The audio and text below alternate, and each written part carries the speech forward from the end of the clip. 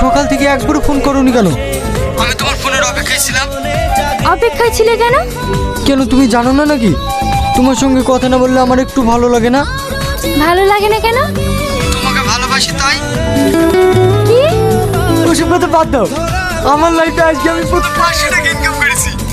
ওই টাকাটা আমি তোমাকে দিতে চাই। তোমার ফোন পে নাম্বার বলো। আমাকে কেন? জীবনের প্রথম ইনকাম বাবা মায়ের হাতে তুলে দিতে হয়। তুমি খুব ভালো মেয়ে। এতদিন ধরে তোমার সঙ্গে কথা বলছি অথচ তোমার ঠিকানা জানি না। তোমার ঠিকানাটা বলবে?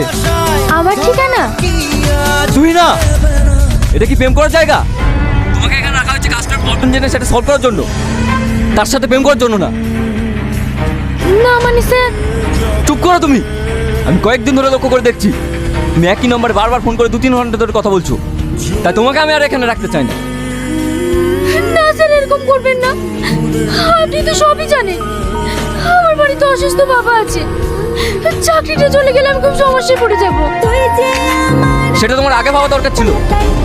তুমি এই মুহূর্তে এখান থেকে বেরিয়ে যাও, আন্ডারস্ট্যান্ড?